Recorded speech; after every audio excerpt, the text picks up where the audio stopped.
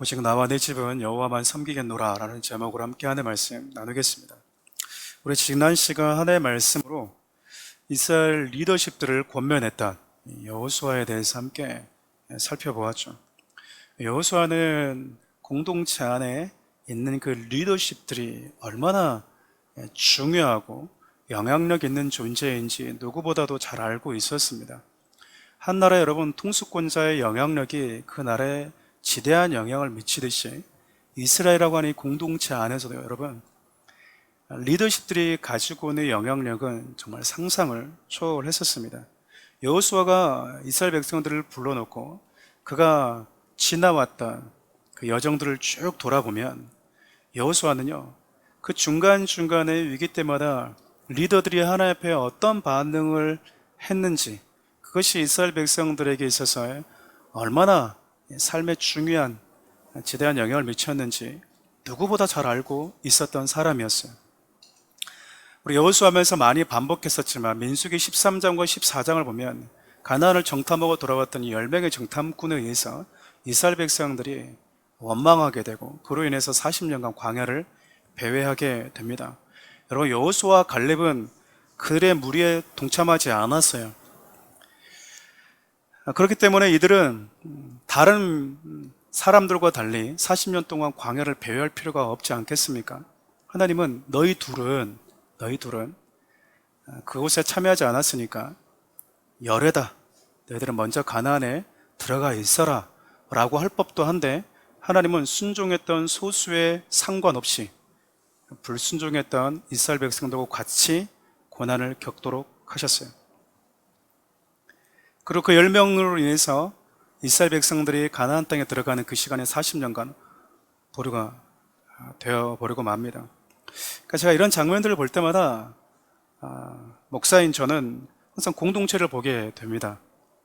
물론 사랑하는 우리 교회가 아무리 좋은 목적과 의도와 또 하나님의 인도하심 속에서 세워졌다 하더라도요, 내 기분, 내 감정, 그리고 우리가 하나님의 말씀을 끝까지 붙들고 교회의 기준, 우리의 삶의 기준으로 삼지 않게 되면 아무리 화려하게 누군가의 축복 속에서 교회에 닻을 올렸다 해도 우리는 여러분 광야 같은 곳에서 그냥 배회하다가 교회 간판만 세운 채 그렇게 끝나버리는 교회가 되고 말 거예요. 여러분, 출애굽기 32장을 보면 여러분 잘 아시는 것처럼 모세가 하나님의 말씀을 받기 위해서 시내산으로 올라가는데 더디 내려온다라고 하는 그 이유 때문에 이스라엘 백성들이 금송아지를 만들고 섬기는 사건이 등장합니다. 여러분, 금송아지를 자신들이 가지고 있던 이 소유물, 귀에 있는 귀걸이, 금고리, 반지 다 빼가지고 여러분 금송아지 만드는 데 사용을 해요. 여러분, 이때 하나님이 분노가 극에 달하게 됩니다. 하나님이 얼마나 분노하셨는지 모세를 불러서 그렇게 말씀을 하세요. 내가 여기 있는 이스라엘 모든 민족들 다 멸해버리겠다. 그리고 내가 너를 통해서 이스라엘이라고 한 나라를 다시 시작하겠다. 그렇게 보면 모세는 좋지 않겠습니까? 그렇잖아요. 자기가 이스라엘의 조상이 되는 건데, 그렇지 않나요? 여러분, 그때 모세가 이스라엘의 최고의 리더십이었던 모세가요, 생명책에서 자신의 이름이 지워질 것을 각오하고 자기 생명을 담보로 이스라엘 민족들 공동체를 위해서 엎드립니다. 만일 그때 모세가 엎드리지 않았다면 지금의 이스라엘은 없었을까요? 근데 여러분, 여호수아가 엎드렸기 때문에 그 공동체가 회복될 수 있었던 거예요. 역사 속에서 그들이 사라지지 않고 지금껏 버티고 있었던 여러 가지 이유가 바로 이스라엘 리더십이었던 그가 무릎을 꿇었기 때문이라는 거죠. 여호수아는 여러분 출애굽을 시작으로 가나안에 오기까지 이 모든 것들을 누구보다 가장 가까이에서 직접적으로 보고 경험했던 리더였습니다. 지금껏 이스라엘 민족이 멸망당하지 않고 살아남아서 가나안 땅까지 올 수 있었던 것이요, 절대적인 하나님의 은혜가 있었지만 그 안에 하나님의 말씀에 순종하기 위해서 몸부림쳤던 리더들, 생명을 담보로 내 가족, 내 공동체를 위해서 엎드렸던 리더십들, 그렇게 백성들을 사랑했던, 내 영광과 내 이름보다 공동체가 함께 살기를 바랬던 그 리더십들 때문에 여기까지 올 수 있었다는 것을 여호수아가 너무나 잘 알고 있는 거예요. 그래서 이 리더십들의 영향력이 얼마나 중요한지 알고 있었기 때문에 우리 지난 시간 나눴던 것처럼 다소 거친 것 같은 좀 원색적인 표현들을 써가면서 리더들에게 권면을 했던 겁니다. 야고보서 3장 1절을 보면 이런 말씀이 있어요. 제가 읽어드릴게요. 내 형제들아, 너희는 선생된 우리가 더 큰 심판을 받을 줄 알고 선생이 많이 되지 말아라. 여러분, 분명히 선생의 자리, 리더의 자리는 너무나 축복된 자리입니다. 그렇지만 10명의 정탐꾼처럼 하나님의 말씀에 순종하지 않고 멤버들을 그릇된 길로 가게 하게 되면요, 분명히 더 큰 심판이 예정되어 있는 자리라고도 합니다. 자리가 문제가 아니라 그 자리에서 우리가 주어지는, 그 자리가 우리에게 주는 책임이 따른다라는 거예요. 그래서 야고보 3장 1절 보면 그냥 심판이 아니라 리더들이 10명의 정탐꾼처럼 백성들로 하여금 하나님 앞에 올바로 서지 못하게 만든 리더들은 더 큰 심판이 있다.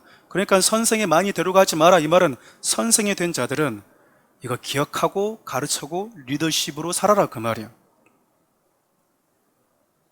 축복된 자리이지만 하나님의 심판이, 더 큰 심판이 예정된 자리라고 하는 것을 잊지 말고 그 자리를 사수하라는 겁니다. 마가복음 10장 29절에서 30절에는 이런 말씀이 있어요. 제가 읽겠습니다. 예수께서 이르시되 내가 진실로 너에게 이르노니 나와 복음을 위하여 집이나 형제나 자매나 어머니나 아버지나 자식이나 전토를 벌인 자는 현세에 있어 집과 형제와 자매와 어머니와 자식과 전토를 100배나 받되 박해를 겸하여 받고 내세의 영생을 받지 못할 자가 없느니라. 평생 주를 위해서 살았던 자들, 모든 것을 다 버리고 주님을 따랐던 자들, 그들에게는 현세의 복과 더불어서 내세의 구원의 복이 분명히 주어진다라고 하나님의 약속을 하십니다. 또 누가복음 19장을 보면요, 수고한 것에 따라서 각각 10골 다스리는 권세와 5골 다스리는 권세가 주는 장면도 등장해요. 각각의 복이 좀 다르죠. 이것을 가지고 천국에 상급이 있느냐 없느냐, 혹은 천국에서조차 이렇게 불평등할 수 있느냐 라는 신학적 논쟁을 하는 분들이 있어요. 성경이 아주 이 부분에 대해서 디테일하게 설명하고 있지 않지만 두 가지만은 분명합니다. 첫째는요, 하나님 나라는 수고한 자나 게으른 자 모두에게 똑같이 배당금을 나눠주는 사회주의가 아니라는 거예요. 그리고 여러분, 똑같이 배당금을 나눠주는 것이 평등이라고 생각한다면 그 사람은 평등의 개념을 사회주의 관점에서 보고 있는 거예요. 똑같이 수고한 자나 수고하지 않고 노는 자나 똑같이 나눠준 거 천국이 아닙니다. 성경은 여러분, 수고한 대로 하나님이 주시겠대요. 여러분, 하나님께서 정하신 이 법칙은 저와 여러분들 살고 있는 이 땅에서도 그대로 재현돼요. 많이 수고한 자는 많이 거두고 적게 수고한 자는 적게 거둡니다. 여러분, 많이 수고해서 많이 거두고 싶은 사람 여러분 적게 수고하는 적 봤습니까? 그렇지 않아요, 여러분. 그가 많이 얻었다? 많이 수고했기 때문에 그래요. 둘째, 여러분, 예수님께서 수고한 것에 따라서 각각 10골, 5골 다스릴 수 있는 권세를 주겠다라고 말씀하신 걸 보면 우리가 하나님의 나라에서 하나님의 자녀라고 하는 신분은 동일하나, 그리고 서로를 존중하는 것 역시 동일하나, 그것을 가치로 여기는 것은 같지만 복의 풍성함과 영향에는 분명 차이가 있다는 거예요. 여러분, 자녀가 3명 있어요. 똑같이 내 자녀라고 하는 신분은 똑같습니다. 그 자녀들이 어떤 수고를 했느냐에 따라서 이 땅에서 주어진 영향력은 서로 달라요. 그것이 그들의 가치를 결정짓는 것은 아닙니다.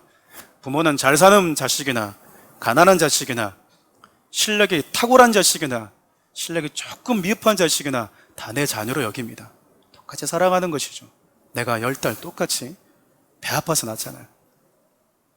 돈 잘 버는 자식은 한 20달 배 아파서 낳고, 말 안 듣는 자식은 한 2달 배 아파서 난 게 아니잖아요. 똑같이 배 아파서 똑같은 가치가 있다라는 거잖아요. 근데 그들이 이 땅에서 태어난 이후에 어떤 삶을 사냐에 따라서는 그들에게 주어지는 복의 풍성함이 다르다라는 거예요. 그냥 복이 있고 더 큰 복이 있다라는 것이죠.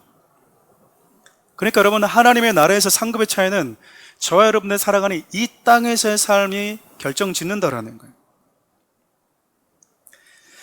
저는 하나님의 말씀에 따라서 순종하고 그분을 사랑하고 주일에 열심을 내고 성실하게, 그리고 자연스럽게 주님의 나라를 위해서 수고하다 보면 이 모든 것들이 자연스럽게 상급으로 우리에게 주어질 것이기 때문에 신앙생활하면서 이 부분에 있어서 제가 많이 강조하지 않았던 것은 사실입니다. 그러나 여러분, 하나님의 나라에 들어가는 영생은 가장 큰 은혜이지만 하나님 나라 안에서 주어지는 복의 영향력은 분명히 다르다는 것을 여러분 기억하시길 바라요. 평생 주를 위해서 살았던 바울과 그 바울에게 주어지는 복과 집에서 하나님의 나라에도 관심도 없고 내 먹고 마시고 입는 데만 아낌없이 쓰는 자, 집에서 놀고 쉬고 게으른 자에게 주어진 축복이 어떻게 같을 수가 있겠어요? 다르다고요. 달라요. 예전에 여러분 이것을 너무 강조하다 보니까 우리에게 주어진 구원의 은혜에 대해서 성도들이 너무나 놓칠 때가 있었다 보니까 그렇지만, 이 은혜에 대한 감격이 있는 자들은 여러분 이 복을 추구하실 수 있기를 바라요. 아멘. 추구하십시오. 네, 추구하십시오. 제가 여러분들에게 그런 말을 종종 하잖아요. 전 여러분과 함께 하나님 앞에 설 때 그냥 서는 것을 원하는 게 아니라 존귀한 모습으로 서기를 원합니다. 그게 뭘 얘기하겠습니까? 뭘 얘기하겠어요? 여러분들이 하나님 앞에 그냥 그런 자로 서는 것이 아니라 수고해서 주님 앞에 많은 은혜와 복을 누리는 자들로 설 수 있기를 바라요. 사랑하는 우리 성도 여러분, 특별히 리더 여러분, 하나님께서 단임 목사를 통해서 여러분들에게 주시는 그 위치, 그 리더의 자리, 교사의 자리를 여러분 가볍게 여기지 마십시오. 가볍게 여기는 분들이 계세요. 그래놓고 하나님이 나한테 말씀하시면, 나한테 뭔가를 맡기시면 충성할 거라고 얘기합니다. 넌센스예요. 넌센스라고. 하나님이 여러분에게 그 교회 목회자를 통해서 여러분이 주신 그 자리는요, 하나님이 여러분들에게 복을 줄 수 있는 근거가 되는 자리가 될 거예요. 아무것도 하지 않고 하나님 앞에 주시는 그 복을 받을 수는 없기 때문에 그렇습니다.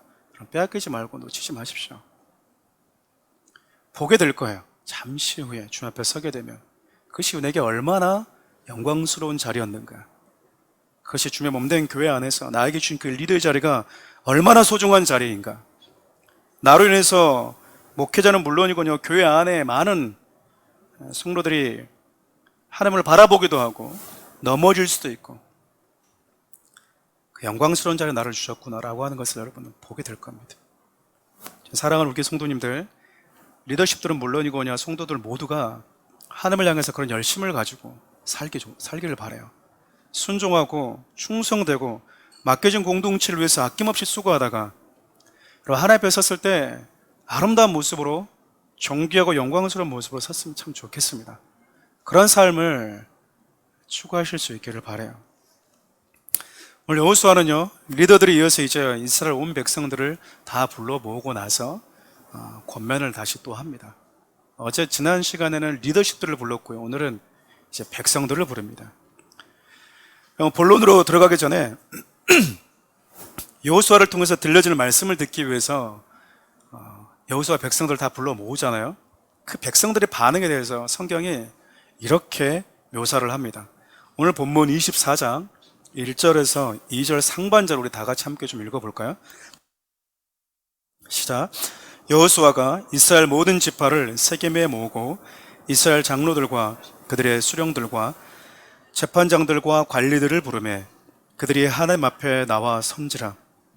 여호수아가 모든 백성에게 이르되 이스라엘 하나님 여호와께서 이같이 말씀하시기를. 여러분, 됐습니다. 여기까지요. 여러분, 어떤 말씀이 눈에 띄세요? 어떤 말씀이 눈에 띄십니까? 여호수아를 통해서 들려주는 하나님의 말씀을 듣기 위해서 모든 지파들이 다 모였는데 이스라엘 장로들과 그들의 수령들, 리더십들도 함께 모인 거죠. 그리고 모든 백성들이 다 앞에 나왔는데 성경이 어떻게 얘기하냐면 그들이 하나님 앞에 나와 선지라라고 얘기를 합니다. 여호수아 설교 들으려고 왔습니다 라고 얘기하는 게 아니라 하나님 앞에 나와 서 있다. 여호수아를 통해서 전해지는 하나님의 이야기와 권면의 말씀을 하나님의 말씀으로 이들이 지금 받아들이고 있는 거예요. 하나님의 말씀을 듣는 시간을요, 내가 하나님 앞에 서 있는 시간으로 여길 줄 알았다라는 겁니다. 이것이 얼마나 중요한지 몰라요. 사도행전 10장 33절을 보면 이런 말씀도 있습니다. 제가 읽겠습니다. 내가 곧 당신에게 사람을 보내었는데 오셨으니 잘하였나이다. 이제 우리는 주께서 당신에게 명하신 모든 것을 듣고자 하여 다 하나님 앞에 있나이다. 복음을 가지고 왔던 베드로, 그 베드로를 향해서 들려지는 메시지를 듣기 위해서 고넬료가 자기 자신뿐만 아니라 자기 가족뿐만 아니라 온 친지들 다 불러 모읍니다. 그러니까 고넬료는 하나님의 말씀 앞에 서는 것이 얼마나 중요한지를 알았다라는 거죠. 그러니까 뭐 하는 거죠? 자기 가족뿐만 아니라 친지들까지 다 불러 모읍니다. 그리고 여러분, 고넬료가 부르니까 다 왔다라고 하는 것은 고넬료가 가족들에게 얼마나 성실하고 신실했던 사람인지 알 수 있죠. 여러분들이 부르면 가족들은 옵니까? 여러분들이 부르면 가족들은 교회를 오나요? 여러분 앞에서, 하나님이 앞에서 여러분들 어떤 모습을 살고 있는지 좀 점검해 볼 필요가 있는 거예요. 적어도 고넬료는 친지들까지 다 부르니까 와 있어요. 그때 고넬료가 대표적으로 이렇게 얘기를 합니다. 주께서 당신에게 주신 모든 말씀, 부분적인 말씀이 아니고요, 모든 말씀을 다 듣기 위해서 우리가 하나님 앞에 있습니다 라고 얘기해요. 제가 기도할 때 여러분들에게 이런 표현들을 자주 쓸 거예요. 하나님, 우리가 하나님 앞에 있습니다 라고 하는 표현도 바로 이것 때문이에요. 하나님의 눈에 보이지 않지만 우리가 예배하는 그 시간에, 말씀을 듣는 시간은요, 영으로 하나님의 저와 여러분들 앞에 서 있는 시간이기 때문에 그렇습니다. 그러나 그것을 볼 수 있는 사람은 누구냐면 그 말씀을 믿음으로 받아들이는 자예요. 믿음이 있어야지 보이는 겁니다. 현미경으로 볼 수 있는 게 있지만 믿음을 가지고 볼 수 있는 영역도 있기 때문에 그래요. 성도들이 예배하는 모습, 말씀 듣는 태도를 보면, 그래서 그들이 하나님 앞에 평소에 어떤 자세로 가지고 살아가는지를 목사가 짐작해 볼 수 있는 거예요. 그냥 하나님 앞에 와가지고 그냥 오늘은 별로 기분이 안 좋으니까 예배 드릴 기분이 아니야, 오늘 너무 피곤하니까 오늘 좀 목사님 설교 시간 좀 쉬어야 되겠어.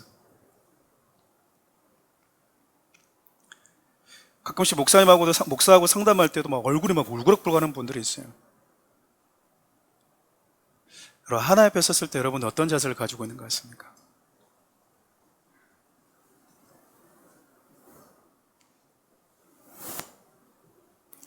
여러분, 말씀을 듣는 시간을 내가 하나님 앞에 서 있는 그 앞에, 그분 앞에 있다라고 하는 이 인식이 여러분 정말 너무나 중요한 시대가 되어버렸어요. 너무나 중요한 시대가 되어버렸습니다. 권위를 상실하고 권위를 너무나 부정적으로 바라보고 여기는 시대가 되었잖아요. 우리가 뭐 하면 아이들이 뭐라고 하는지 아십니까? 왜 아빠는 안 하는데요? 엄마는 안 하는데요? 왜 선생님은 안 하는데요? 그래요. 너는 나랑 똑같은데 왜 나한테만 요구해? 그래요.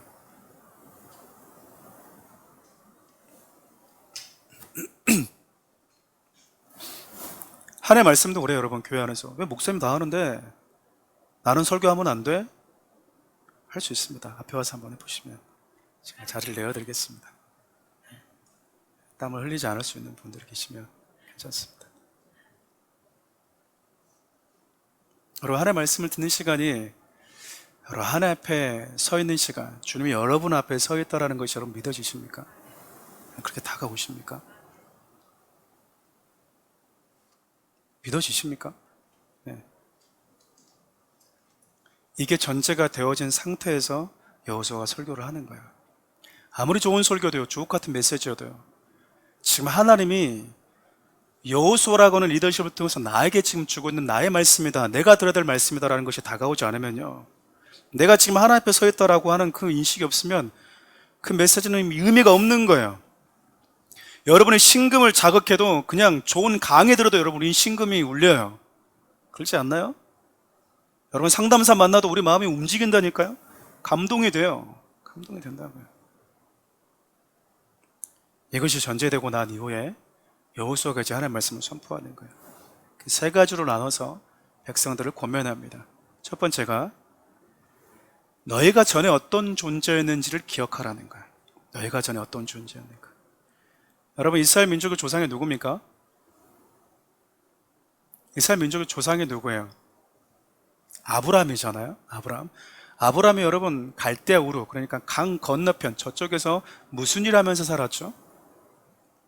아브라함의 아버지가 누굽니까? 아버지 이름을 몰라도 아버지가 뭘 하며 사셨는지는 알아야 되겠죠? 아브라함의 아버지는 뭘 하며 살았습니까? 우상을 깎아서 만들면서 살았어요. 이 말은 여러분, 우상을 내가 만들어서 살았을 뿐만 아니라 그것을 팔아먹으면서 장사하면서 살았다는 얘기는 다른 사람도 우상을 섬기는데 적극 가담하고 직간접적으로 돕는 자로 살았다라는 거예요. 나만 범죄하는 것이 아니라 다른 사람도 죄를 짓도록 만드는 일을 하면서 살았다라는 거예요. 그것도 가장 큰 죄를. 그렇게 여러분, 우상을 만들고 그렇게 우상을 섬기고 다른 이들로 하여금 우상을 섬기게 하다가 그렇게 저주받다가 인생 그냥 마무리해야 되는 존재였어요. 그런데 하나님이 찾아가십니다. 찾아가세요. 마치 애굽의 노예였던 이스라엘 민족들을 하나님의 모세를 통해서 찾아가셨듯이 찾아가세요. 여러분, 저와 여러분들도 마찬가지예요. 저와 여러분, 죄 가운데 살다가 죄만 짓다가 죄가 원하는 대로 살다가 그렇게 이 땅에서 여러분 사라질 수밖에 없는 존재였습니다. 근데 하나님이 저와 여러분을 찾아와 주셨다라는 거예요. 에베소서 2장 3절에서 5절 말씀 이렇게 얘기를 해요. 전에는 우리도 다 그 가운데서 우리 육체의 욕심을 따라 지내며 육체와 마음에 원하는 것을 하여 다른 이들과 같이 본질상 진노의 자녀였더니 긍휼이 풍성하신 하나님이 우리를 사랑하신 그 큰 사랑을 인하여 허물로 죽은 우리를 그리스도와 함께 살리셨고 너희는 은혜로 구원을 받은 것이라. 전에, 그러니까 예수님이 우리를 찾아오기 전에는 우리가 하나님의 진노를 피할 수 없는 자들이었다라는 거예요. 그 진노를 피할 수 없었다라는 게 죽음이라고 하는 그 운명을 가진 존재였다라는 겁니다. 여호수아는요, 지금 가나안 땅에서 무언가를 누리고 있는 이스라엘 백성들을 향해서 너희가 이전에 얼마나 비참한 존재였는지, 얼마나 하나님이 찾아가지 않았으면 그냥 그렇게 살다가 멸망받을 존재였는지를 계속 상기시켜주고 있는 거예요. 얼마나 비참하게 애굽의 노예로 살 수밖에 없었는 존재인지를 상기시켜주고 있는 것이죠.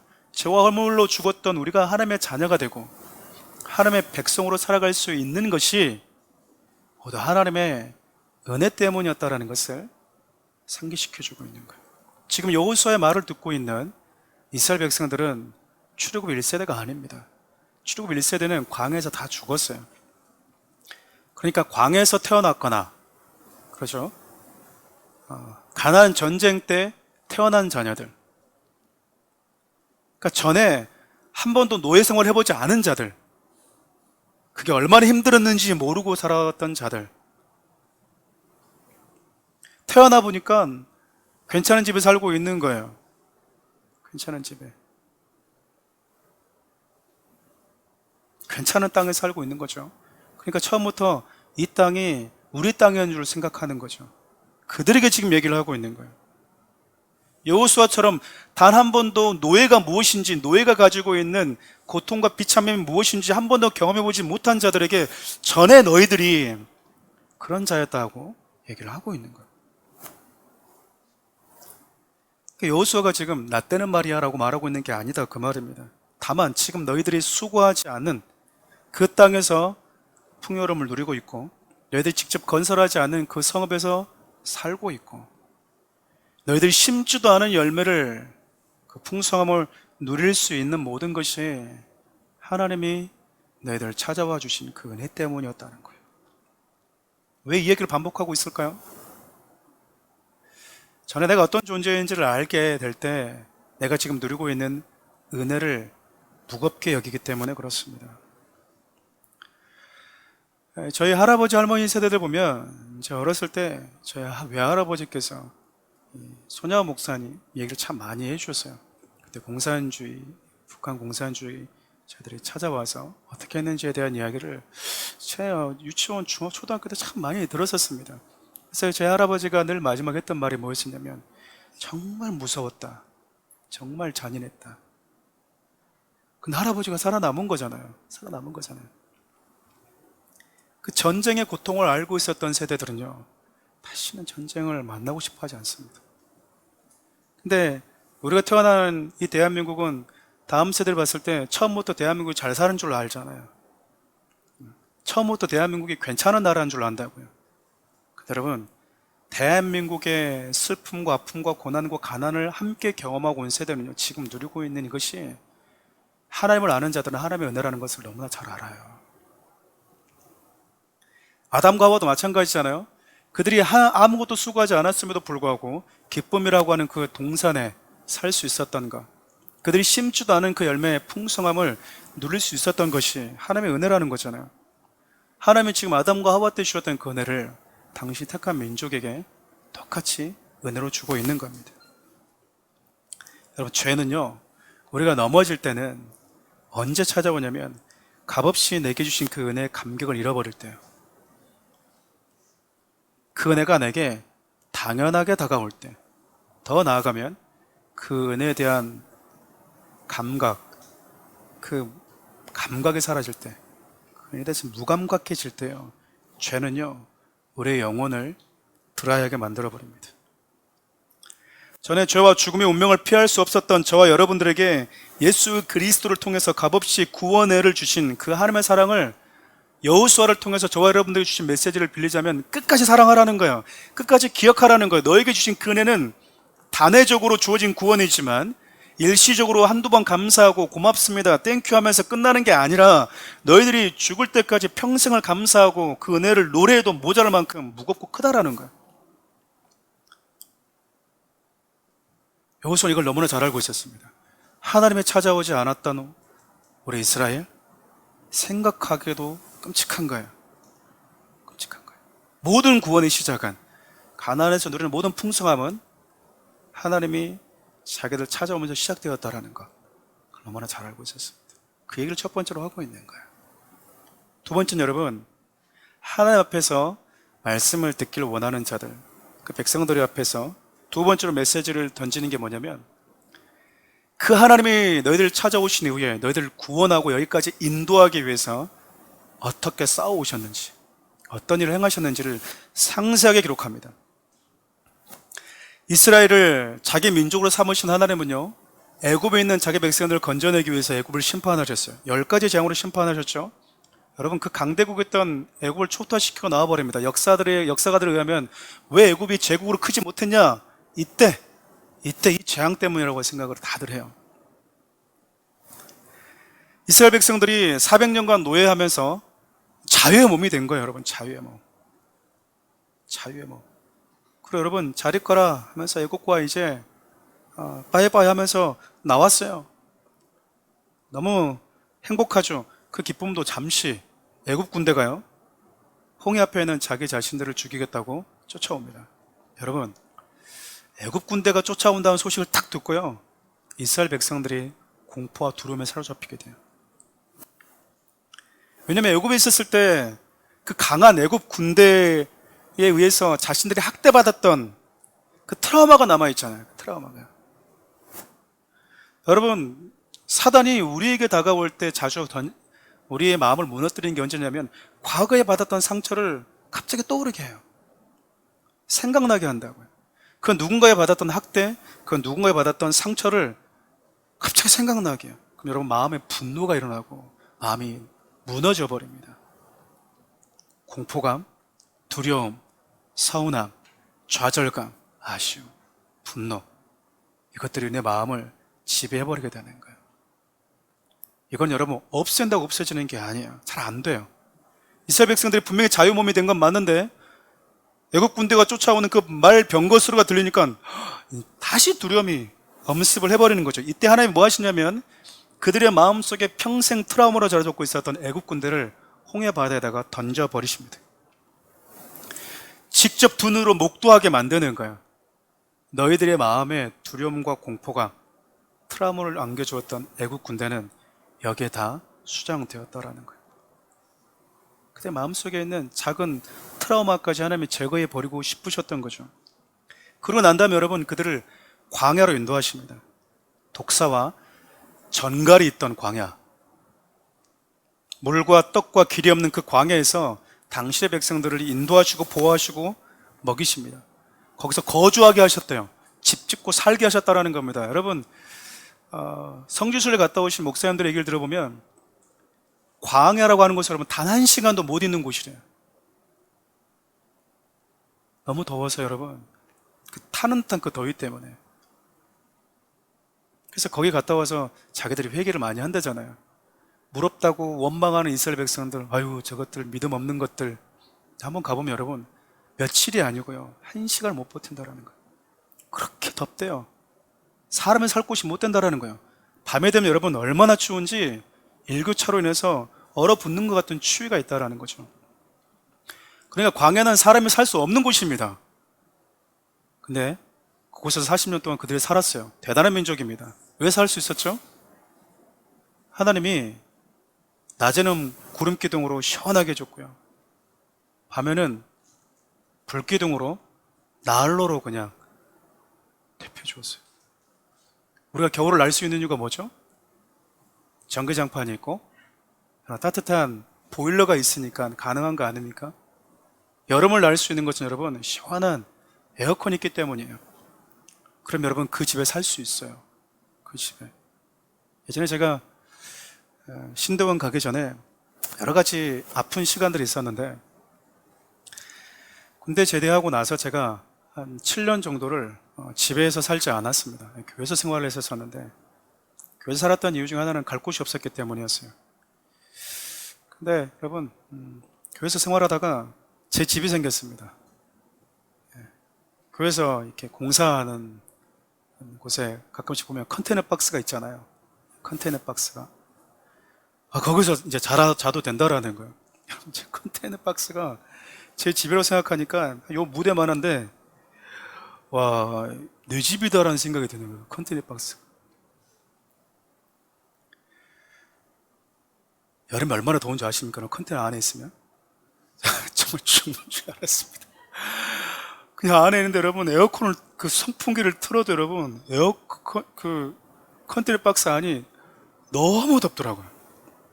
겨울에 여러분, 컨테이너 박스가 얼마나 추운지 몰라요, 여러분. 그 밑에서 올라온 냉기가요, 이불을 덮고 있어도 여러분, 전기장판이 있어도 춥더라고요. 못 살겠더라고요. 제가 다시 교회 그 예배당 안으로 와서, 목사님, 제가 여기서 자야 될 것 같습니다. 그랬던 적이 있었어요. 여러분, 광야는 사람이 살 곳이 못 된다, 그 말입니다. 근데 그때 40년간 살았대요.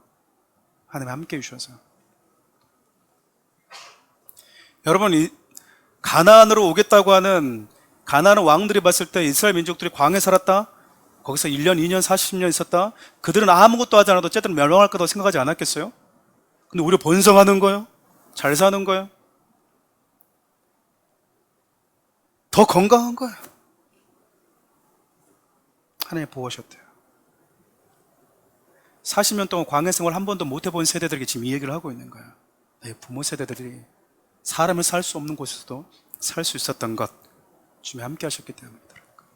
또 하나 얘기합니다. 하나님은 이스라엘의 대적이었던 모압 왕 발락, 그리고 모압의 선지자였던 발람이 너희들을 저주하려고 했었을 때 그 저주를 듣지 않았다라고 합니다. 창세기 12장 3절을 보면 하나님께서 아브라함에게 이런 약속을 하시죠. 제가 읽겠습니다. 너를 축복하는 자에게는 내가 복을 내리고 너를 저주하는 자에게는 내가 저주하리니 땅의 모든 족속에 너로 말미암아 복을 얻을 것이라 하신지라. 아브라함을 축복하는 자는 복을 받지만 아브라함을 저주하는 자는 저주를 받을 거라는 거예요. 여러분, 하나님을 믿는 저와 여러분들, 하나님의 자녀들은 모든 저주에서 자유케 된 자라는 것을 믿으십니까? 믿으세요? 세상에 아무리 여러분들을 저주해도요, 여러분 저주를 안 받습니다. 여러분과 경쟁자들이 여러분에게 에라 망해버려라, 가다가 사고나 당해서 죽어버려라, 여러분 두려워할 필요 있습니까? 여러분 그 저주가 여러분들에게 안 와요. 안 온다고요. 연말 연시에 교회 집사님과 권사님들이 2023년 운세를 알아보기 위해서 이 점집을 그렇게 돌아다닌다고 그래요. 점집을. 안타깝죠. 정말 안타깝습니다. 이분들이 구원받은 하나님의 백성일까? 저는 여전히 퀘스천 마크예요. 목사님 전만 번 봤다고 그럽니까? 네, 퀘스천 마크. 저는 하나님의 복을 받은 자들이, 생명의 말씀을 가지고 있는 자들이 썩을 복을 얻으려고 여기저기 기웃거리고 있는 거잖아요. 그럼 하나님이 얼마나 배신감 느끼겠어요? 그러니까 그들에게 있어서 하나님은 어떤 존재죠? 내가 이 세상을 살아가는 데 있어서 돈을 좀 잘 벌게 해주고 사업을 좀 잘 되게 해주고 내 자식, 내 자녀 좀 잘 되게 해주는 분, 그 이상 그 이하도 아닌 거예요. 교회에서 기도해 주는데 안 돼. 목사님이 기도하고 안수해 주는데도 좀 사업이 안 풀려. 좀 시원찮아 보여. 그럼 어디를 가는 거죠? 네, 점집 찾아갑니다. 점집 찾아가요. 그 점집 가면 그러죠. 참 재밌는 일을 많이 합니다. 이 색깔 옷을 늘 입고 다녀야 돼. 이 색깔 옷을. 이거 여기다 놓고 다녀야 돼. 그럼 여러분, 사람들이요, 참 독특한 게 뭐냐면 그대로 합니다. 그대로 해요. 이거 하면 안 돼? 그러면 그 말에 탁 매여요. 매인다고. 집에 돌아올 때에도, 걸어올 때에도 그거 하지 말라고 그랬는데 괜히 이렇게 불편해요. 하나님의 말씀이 잘 바뀌지 않는데 나와 한 번도 상관없던 그 점쟁이가 나를 위해서 가슴으로 기도 한 번 하지 않았던 그 무당의 한 말은요, 가슴에 잘 새겨줍니다. 잘 새겨주는 거예요. 너 이거 하면 네 자식이 문제가 생기고 이거 하면 네 남편이 문제가 생겨. 겁이 나는 거예요. 여러분, 겁낼 필요 있습니까? 웃고 나오시면 됩니다. 여러분들은 그 저주가 아무리 무당의 왕무당의 여러분들을 저주해도요, 그 저주 여러분들이 임하지 않아요. 않는다고요. 왜죠? 하나님이 여러분들을 축복하고 있기 때문에 그래요. 여러분들은 복받은 민족이기 때문에 그렇습니다. 그렇게 모든 저주로부터 보호하시는 그 하나님이 이제 약속의 땅까지 그들을 인도하셨다고 하는데, 우리가 읽었던 본문 24장 11절에서 12절 보면요, 하나님이 이스라엘 백성이 들어가서 싸워야 될 그 가나안 땅에 먼저 들어가셨다고 합니다. 왕벌을 보내서 가나안 왕들을 멸망시켰대요. 근데 여러분, 실질적으로 이스라엘 백성들이 먼저 들어가서 싸웠잖아요. 이걸 뭘 할 수 있냐면, 여러분, 싸움할 때 가장 중요한 게 전이거든요. 싸우고자 하는 의욕입니다. 근데 여러분, 여호수아 할 때 봤겠지만 라합을 통해서 어떤 말을 하나님이 하시죠? 싸울 의욕이 상실돼 버렸다는 거, 마음이 다 녹아버려서. 여러분, 아무것도 하고 싶지 않을 때, 두려울 때 아무것도 못해요. 여러분, 싸울 때 기선제압이 얼마나 중요한데요. 두려움에 사로잡히면 여러분, 이 주먹질도 잘 안 나가요. 횡설수설하기 때문에 그렇습니다. 그들이 가나안에서 승리할 수 있었던 이유, 하나님의 앞서가 싸우셨다라는 거예요. 여러분, 다 여호수아가 이 모든 것들을 이스라엘 백성들, 애굽의 노예 생활을 경험하지 못했던, 혹은 가나안의 광야의 그 어둡고 아프고 덥고 추운 불편한 생활을 하지 않았던 다음 세대들에게 선포하고 있는 거예요. 너희들이 누리고 있는 그 구원은 하나님의 이런 사랑과 수고에 의해서 주어졌던 것이다. 그러면서 마지막으로 이렇게 당부를 합니다. 여호수아 24장 14절을 우리 다 같이 한번 읽어보았으면 좋겠어요. 여호수아 24장 14절입니다. 함께 읽겠습니다. 그러므로 이제는 여호와를 경외하며 온전함과 진실함으로 그를 섬기라. 너희 조상들이 강 저쪽과 애굽에서 섬기던 신들을 치워버리고 여호와만 섬기라. 여호수아가 지금 이스라엘 백성들에게 너희들 묻지도 따지지 말고 그냥 섬기라면 섬겨, 이렇게 지금 여러분 윽박 지르고 있는 게 아니에요. 하나님인데 뭐 이렇게 말이 많아, 시끄럽게 하라면 하지, 이렇게 말하고 있는 게 아니고요, 그분이 너를 얼마나 사랑하셨는지, 그 창조주가 너를 얼마나 원하셨는지, 그분이 너를 인생 가운데 어떻게 보호하셨는지, 그것을 먼저 충분히 상기시킨 이후에 하나님을 우리가 믿고 따르는 것이 너무나 타당하다라고 얘기하고 있는 거예요. 그러면서 하나님을 섬길 때 온전함과 신실함으로 하라고 얘기합니다. 이 말은 여러분, 다른 신들 세상에 마음 주지 말라는 거예요. 하나님만 바라보고 살아가라는 겁니다. 사랑하는 우리 성도 여러분, 하나님의 저와 여러분들에게 생명 주시는 분임을 믿으십니까? 여러분, 전에 우리가 죄와 죽음을 피할 수 없는 죄인이었다는 사실을 여러분 인정하십니까? 그런 우리를 불쌍히 여기셔서 하나님이 독생자를 보내주셨고, 예수 그리스도를 통해서 죄와 죽음의 저주가 우리의 모든 인생 가운데 사라졌음을 믿으세요? 자격 없는 저와 여러분에게 이 모든 은혜를 주신 분이 예수 그리스도라는 사실을 인정하십니까? 그렇다면 여러분 열심을 내십시오. 그렇다면 주를 위해 사십시오. 그렇다면 하나님과 관계를 최우선으로 여기십시오. 열정 있게 뜨거움을 가지고 하나님을 예배하십시오. 말씀을 마무리하려고 합니다. 여호수아는 여러분 하나님이 어떤 분이신지, 왜 하나님만을 섬기고 그분만을 예배해야 되는지를 이스라엘 민족들 가운데 너무나 자세하게 설명하고 있어요. 생각해 보십시오. 여호수아가 지금 나이가 많이 들어서 지금 할아버지가 됐어요. 80이 넘었다고요. 여호수아가 110세에 죽거든요. 80이 뭡니까? 지금 90, 거의 100세 다 됐어요. 그 노인의 목소리, 침착하고 차분하고 기력이 없는 것 같지만 그 말에 힘이 있잖아요. 이스라엘 백성들에게 하나님은 이런 분이시다, 애타게 얘기하고 있는 거야. 애타게. 하나님을 처음부터 끝까지 다 경험해 보았던 여호수아가, 그리고 이스라엘 백성들에게 결단을 요구하는데 아주 유명한 말씀이에요. 오늘 본문 마지막 절 15절인데요. 한번 읽어볼까요? 만일 여호와를 섬기는 것이 너에게 좋지 않게 보이거든 너희 조상들이 강 저쪽에서 섬기던 신들이나 또는 너희가 거주하는 땅에 있는 아모리 족속의 신들이든지 너희가 섬길 자를 오늘 택하라. 오직 나와 내 집은 여호와를 섬기겠노라 하니. 하나님께서 너희들을 이토록 사랑하시고 또 모든 은혜를 주셨는데 그런데도 하나님을 믿고 싶지 않다면,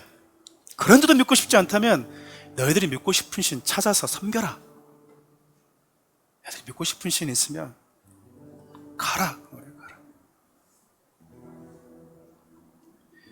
우리 집은 대대로 불교를 믿어왔는데 우리 어머니 아버지가 내가 교회 다니면서부터 일이 잘 안 풀렸는데 다시 불교로 돌아가야 되는가? 돌아가라는 거예요. 너희들이 이렇게 하나님을 내가 얘기해 줬는데도 불구하고 믿고 싶지 않다면 너희들 믿고 싶은 신 찾아가라는 거예요.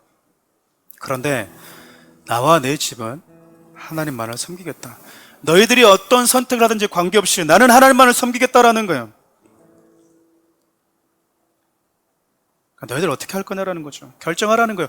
어정쩡하게 세상에 썩은 고기 찾아다니면서 이 집 저 집 다니면서 점 보려고 하지 말고 어정쩡쩡하게 타협하면서 신앙생활 할 거면 하지 말라는 거예요. 왜냐하면 하나님도 예배고 그도 예배하고 하나님의 말씀도 듣고 무당의 말도 듣는 건 여러분 예배가 아니에요. 그건 신앙이 아니기 때문에 그렇습니다. 내가 내 아내도 사랑하고 내 사람도 사랑하고 다른 사람도 사랑하는 것은 사랑이 아닌 거예요. 여러분, 하나님은 그런 사람을 원하지 않아요. 이스라엘 백성들이 한 번도 하나님을 떠난 적이 없어요. 그런데 다른 신도 함께 섬긴 적은 있습니다. 하나님은 그걸 예배로 말하지 않아요. 하나님은 그것을 예배로 말한 적 없어요. 왜 우리가 하나님 앞에 교회를 다님에도 불구하고 지옥 가는 성도들이 있는 줄 아세요? 하나님도 예배하고 세상도 예배했기 때문에. 그거는 성경에 말한 예배가 아닙니다. 예배가 아니에요. 여러분, 착각하시면 안 돼요. 여호수아가 지금 다음 세대에게 분명히 대답을 받아내야 되겠다고 말하고 있는 거예요. 근데 여러분, 이 표현은요, 한편으로 보면 진짜 다른 신 믿으면 믿어라라는 게 아니잖아요. 아빠 엄마 싫으면 네가 집 나가. 그러면 네, 집 나가겠습니다. 말귀를 못 알아먹는 거잖아요. 강한 부정은 강한 긍정이잖아요. 절대 떠나지 않았으면 좋겠다라는 거예요. 절대 떠나지 않았으면 좋겠다. 사랑하는 우리 성도 여러분, 어떤 시대를 만나도 여러분들의 나이가 어떤 연령대가 되더라도, 여러분들의 인생을 살아가면서 어떤 역경과 어떤 상황이 있더라도 하나님은 나의 구원자이시고 하나님은 나를 찾아오신 분이시고 그분은 내 인생 가운데 나에게 모든 것을 주신 분이라고 하는 그 사랑 기억하면서 사십시오. 나는 하나님의 말씀을 지키고 사는 자들이라는 것, 세상 속에서 하나님의 법과 그분의 말씀이 다스리는 삶이 있다라는 것, 다스리는 자가 있다라는 것, 다스리는 공동체가 있다라는 것을 여러분 보여주십시오. 그리고 그 하나님의 말씀이 지배하고 다스리는 것이 가장 인간답고 가장 아름다운 모습이라는 것을 여러분들이 약속의 땅에서 이 땅을 살아가면서 보여주는 자들이 될 수 있기를 바라요.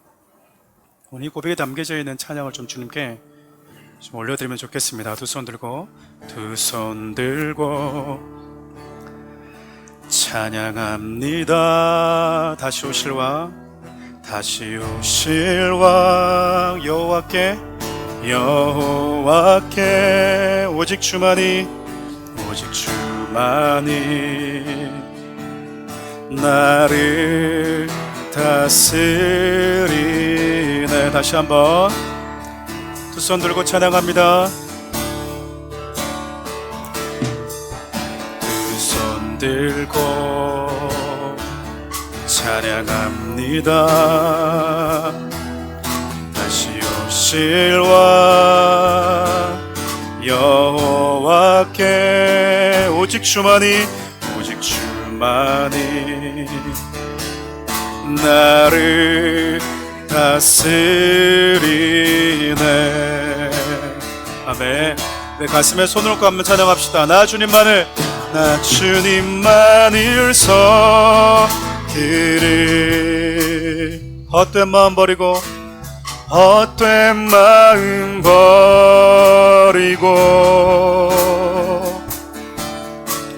성령이여 내 영혼 충만하게 하소서. 나 주님만을 섬기리. 나 주님만을 섬기리. 헛된 마음 버리고 성령이여 내 영혼 충만하게 하소서. 충만하게 하소서. 주님 앞에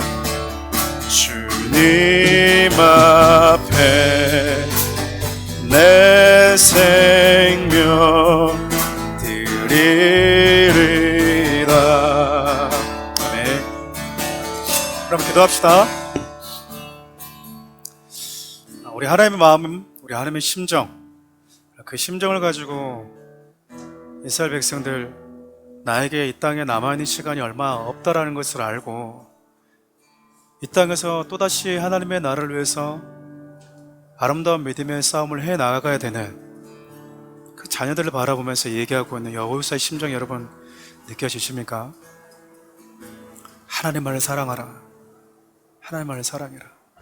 너에게 하나님이 이런 일까지 행하셨는데 너희들이 하나님이 싫다면 그래, 다른 신을 섬겨라. 그런데 나는 하나님만을 섬길 것이다. 나와 내 가정은 하나님만을 섬길 것이다. 너희들 인생을 하나님 앞에 하나님을 예배할지 선택해라라고 얘기하잖아요. 이 시간에 하나님, 애굽에 있을 때에도 하나님을 예배하고 광야 같은 여정을 지날 때에도 하나님을 예배하고 가나안과 같은 풍성함을 누릴 때에도 변함없이 하나님을 사랑하는 자, 변함없이 하나님을 예배한 자로 살게 해달라고 한번 기도했으면 좋겠어요. 여러분 다른 거 기도하지 말고요, 이 하나만 놓고 기도합시다. 우리 인생 가운데는 어떤 이들은 누군가의 얽매여 있는 것 같은 애국과 같은 삶에 놓여있다고 생각할 수 있어요. 여러분 하나님 찾아가 오셨습니다. 여러분 광야와 같은 불편한 삶 살고 있다고 생각하는 분 있을 거예요. 언제 끝나지?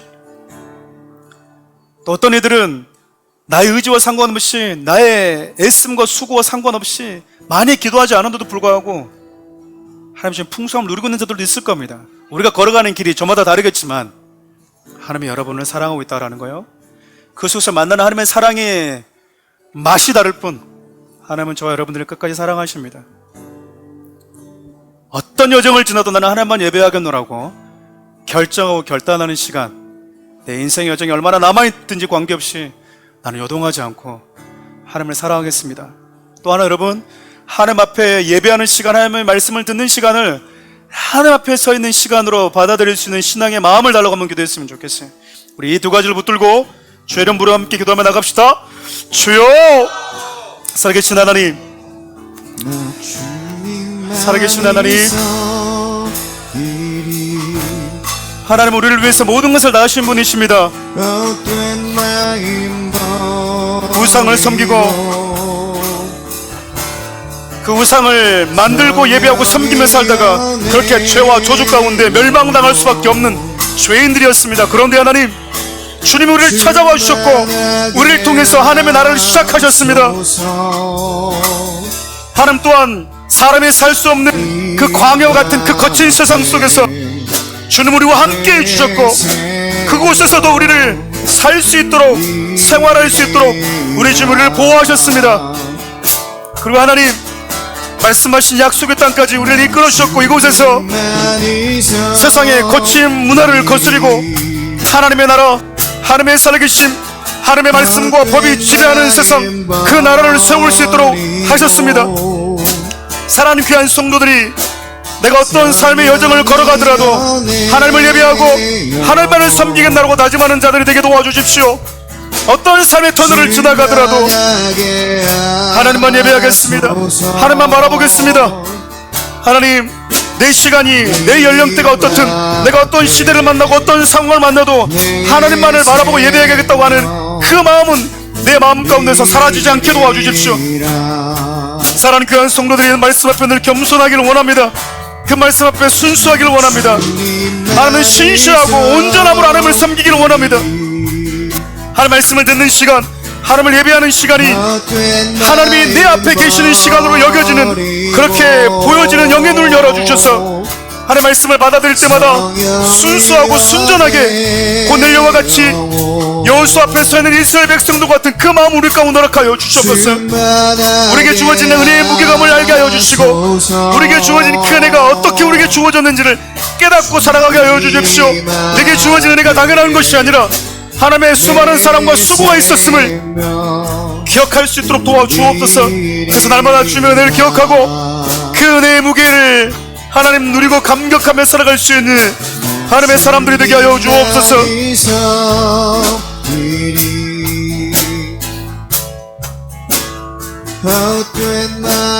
하나님 사랑하는 귀한 자들 축복해 주십시오. 그들의 마음을 주장해 주십시오.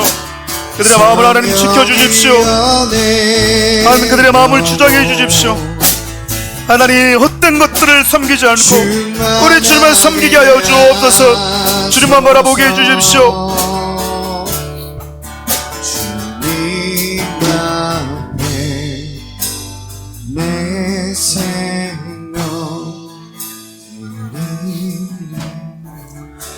여러분 한 1분만 더 기도합시다. 여러분 가슴에 한번 손을 얹어볼까요? 그리고 이렇게 기도합시다. 여러분 한번 추억해 보십시오. 하나님 내가 언제 하나님을 예배하는 게 가장 흔들렸습니까? 어느 때 하나님을 예배하는 게 가장 힘들었습니까?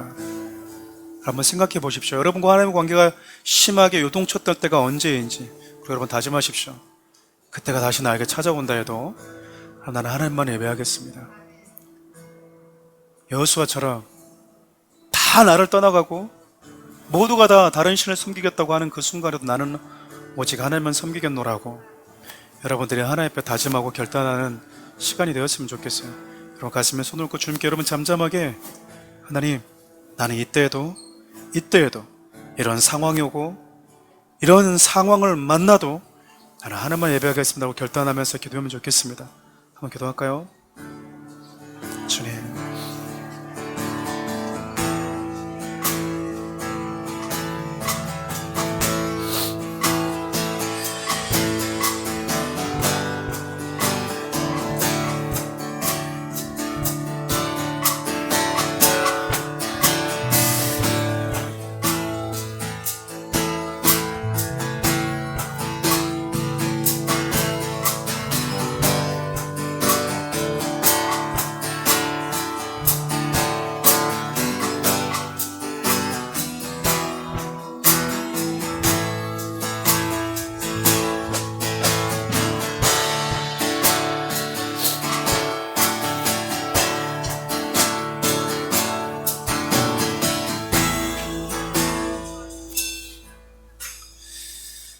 생명 주시기까지 우리를 사랑하신 예수 그리스도의 은혜와 우리 인생의 여정 가운데 우리를 찾아와 주시고 보호하시고 인도하신 하나님의 사랑과 주님의 날아가는 그날까지 우리에게 주신 하나님의 은혜를 기억하고 하나님을 예배할 수 있도록 도우시는 성령님의 크신 은혜가 이 자리에 있는 주님의 귀한 성도들 머리 위에 사랑하는 우리 교회 위에 함께 하시기를 간절히 축원하옵나이다.